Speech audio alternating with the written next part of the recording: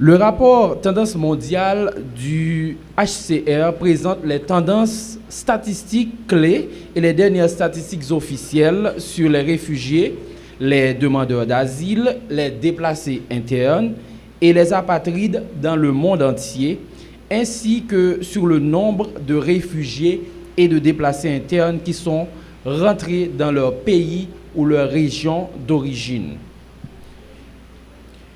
La première fiche que je vais partager avec vous, c'est un chiffre, 108,4 millions. C'est le nombre de déplacés forcés qui existe, qui a été publié par les gouvernements, les agences des Nations Unies et le HCR comme le nombre des déplacés forcés dans le monde. Ces déplacés forcés ont été à cause de plusieurs activités nuisibles. Nous pouvons citer la persécution, les conflits, la violence, la violation des droits humains ou encore des événements perturbateurs de l'ordre public. La deuxième fiche que nous allons partager avec vous, cela concerne le nombre des réfugiés dans le monde. Et notons en passant que les déplacés internes et les réfugiés sont deux catégories de déplacés forcés. Les réfugiés sont les déplacés qui ont traversé les frontières internationales d'un État, mais les déplacés internes sont les personnes qui n'ont pas franchi des frontières internationales. Au niveau mondial, en 2022, 35,3 millions de personnes sont réfugiées et 62,5 millions de déplacés internes. Il y a également 5,4 millions de demandeurs d'asile et également 5,2 millions de personnes ayant besoin d'une protection internationale. À l'échelle des États, quand une personne est en fuite pour une raison ou une autre, en raison de persécution, de conflit ou de catastrophe, la personne est sujette à une protection de son État parce qu'il se trouve sur son territoire. Mais automatiquement, que cette personne franchit la frontière internationale et se trouve dans un État tiers, cette protection-là disparaît automatiquement. Parce que c'est une personne qui n'est pas sur son sol, comme on dit en Haïti, ou pas en bas drapeau. Eh bien, c'est cette catégorie de personnes-là qui le plus souvent se trouve en difficulté et qui a besoin d'une protection internationale. Vous allez probablement être surpris de savoir qu'au niveau mondial, ce ne sont pas forcément les pays les plus riches, les pays les plus puissants, qui sont les plus accueillants aux personnes réfugiées.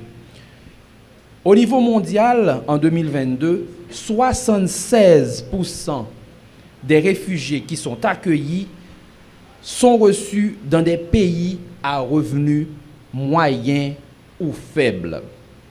Je répète, au niveau mondial, 76% des réfugiés sont accueillis dans des pays à revenus moyens ou faibles.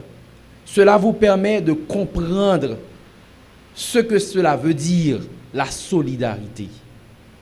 Un pays n'a pas besoin d'être riche ou développé pour développer une coopération internationale et de la solidarité pour une protection effective et internationale aux personnes réfugiées.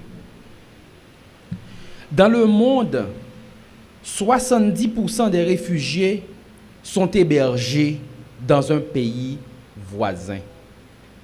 Cela signifie que le bon voisinage est important pour la protection internationale. Cela signifie que dans la région, la coopération entre les États donne des résultats importants et c'est essentiel pour sauver des vies. La quatrième fiche que nous allons partager avec vous, en 2022, le HCR a traité 2,6 millions de nouvelles applications pour le statut de réfugié. Et parmi ces 2,6 millions, bien sûr, il y a des Haïtiens. Il y a des Haïtiens qui ont appliqué pour le statut de réfugié dans des pays tiers.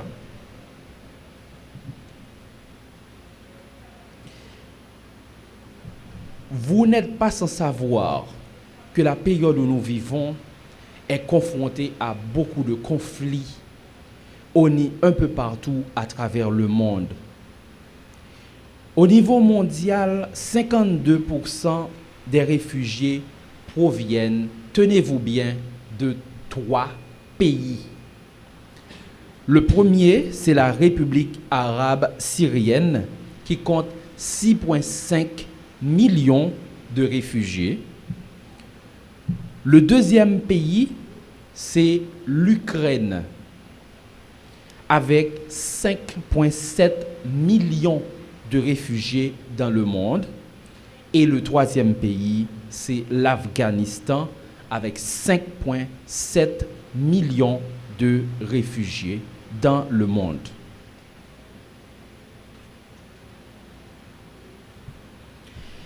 Les déplacés forcés, ce ne sont pas seulement des réfugiés, il y a également des déplacés internes. Il y a un peu partout dans la zone métropolitaine des sites spontanés où les personnes qui fuient la violence des attaques armées dans leur quartier sont allées se réfugier. En 2022, il y a eu 6 millions de déplacés forcés qui sont retournés dans leur milieu d'origine ou dans leur pays d'origine après les violences. Et il y a également 5,7 millions de déplacés internes et 339 300 réfugiés qui ont été comptabilisés l'année dernière. Qu'en est-il des enfants dans cette situation? En Haïti, nous avons les enfants qui souffrent beaucoup de la déscolarisation à cause des attaques armées, avec les écoles qui se ferment.